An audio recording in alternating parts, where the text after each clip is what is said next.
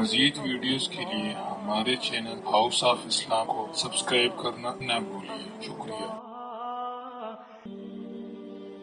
دیکھیے دجال اکبر کے بارے میں جو احادیث ہیں،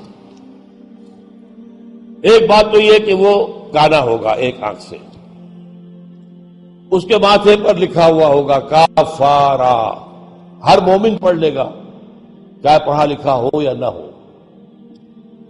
وہ خدائی کا دعویٰ کرے گا، اور اس کی قوتیں کتنی ہوں گی ذرا نوٹ کیجئے۔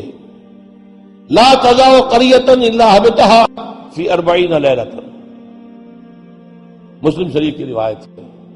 پوری دنیا میں ایک ایک بستی کے اندر وہ گھوم جائے گا صرف 40 دنوں میں۔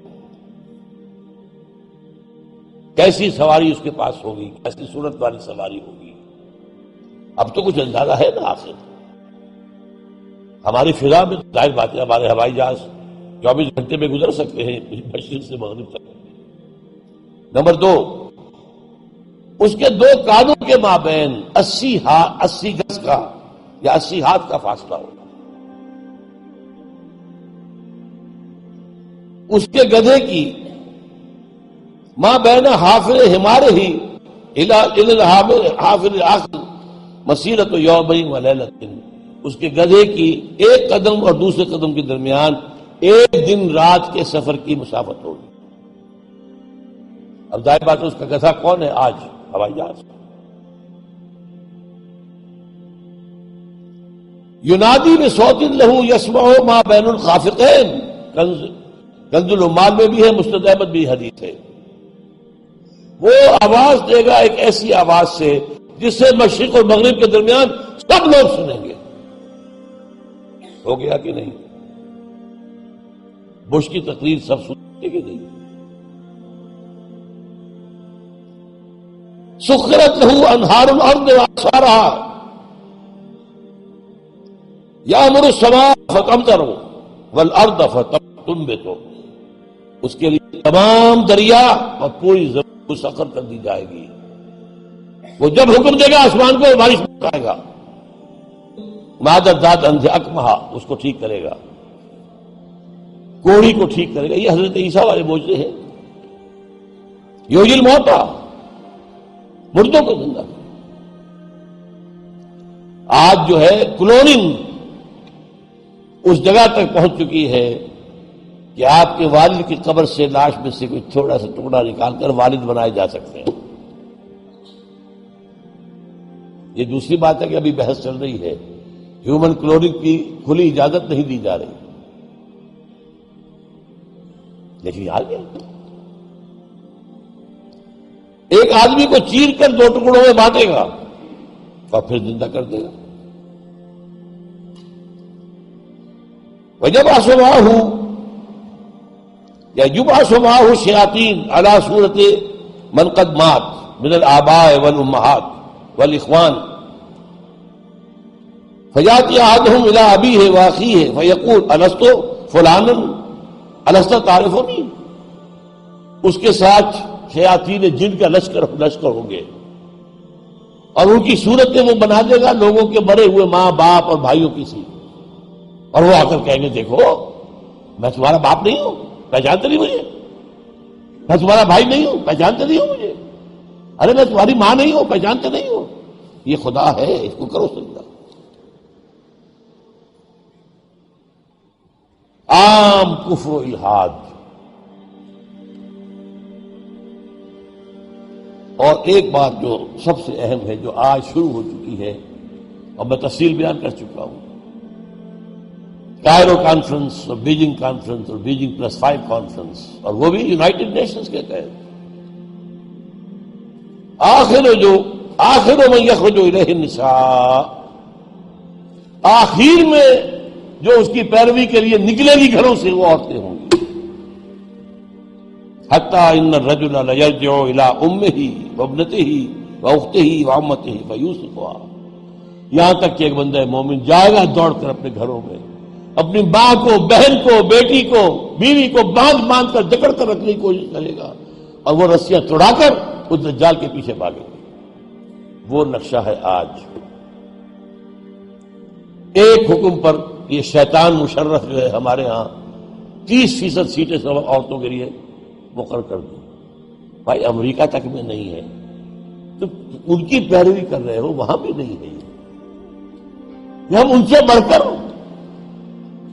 ان کے مقاصد کی تکمیل میں ان سے آگے جا رہے ہیں. اب دیکھتے دیکھتے ہماری بات کو دیکھ کر انڈیا کے اندر بھی آیا ہے کہ 30% سیٹیں سب کی جو ہے خاص کر دی جائے عورتوں کے لیے. وہاں وہ نہیں ہو پا رہا، جمہوری حکومت ہے، اختلافات ہو رہے ہیں، ابھی بحثیں چل رہی ہیں. اور یہاں کیا تھا، مشرف ایک حکم، اور کوئی نہیں بولا، کوئی مذہبی لیڈر نہیں بولا یہ کیا کر رہے ہو، کوئی سیاسی لیڈر نہیں بولا کیا کر رہے ہو. ان کی گھٹی میں سیاست پڑ چکی ہے.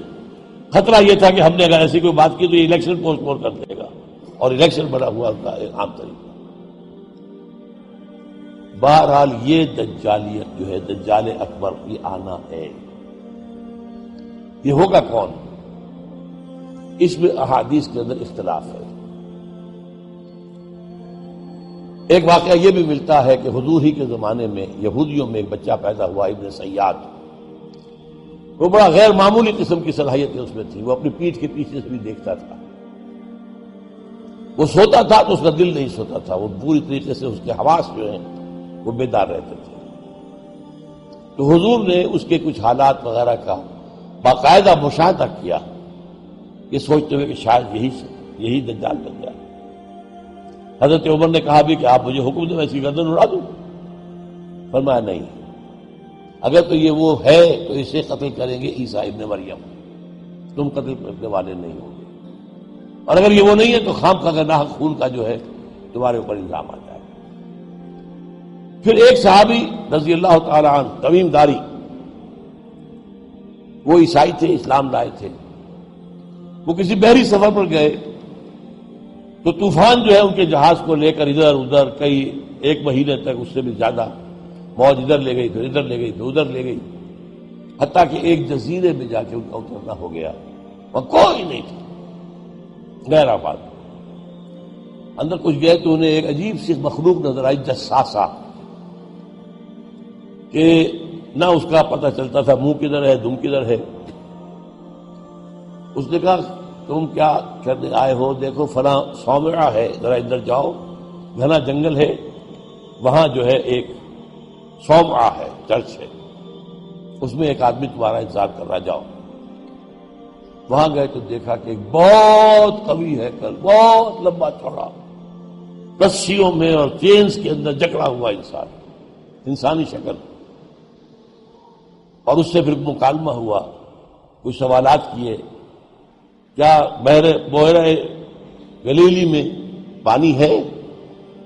کہاں جی ہے. اچھا، ایک وقت آئے گا کہ پانی نہیں رہے گا.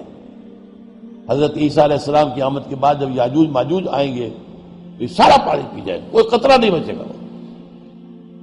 اس طرح کئی سوالات کیے، اور پھر اس نے غالباً یہ کہا کہ میں دجال ہوں، مجھے ابھی اللہ نے گرفتار کیا ہوا ہے، پھر اب وقت آئے گا مجھے چھوڑے گا.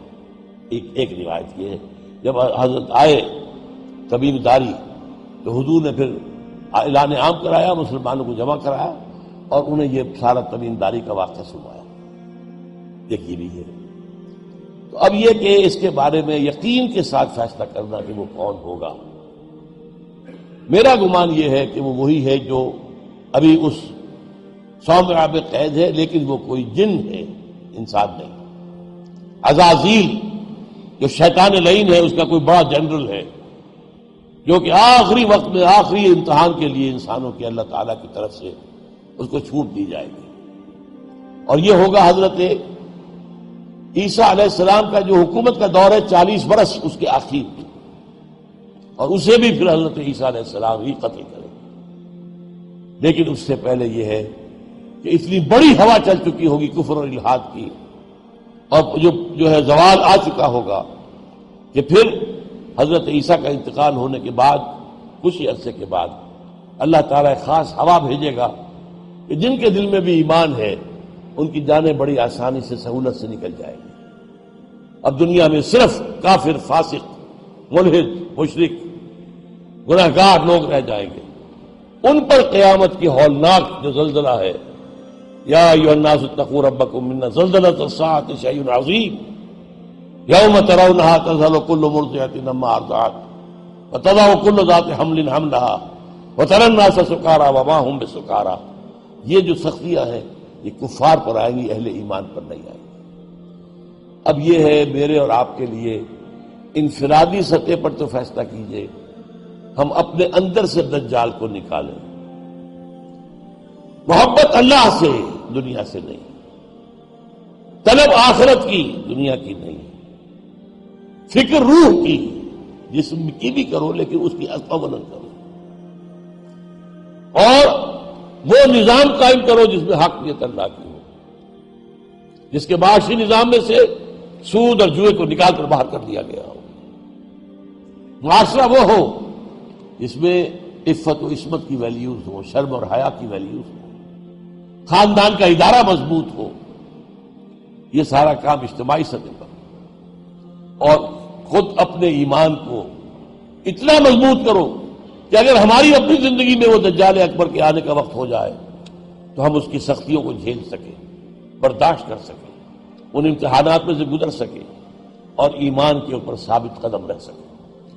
اللہ تعالی ہمارا مددگار ہو. اقول قولی ھذا واستغفر اللہ لی ولکم ولسائر المسلمین والمسلمات.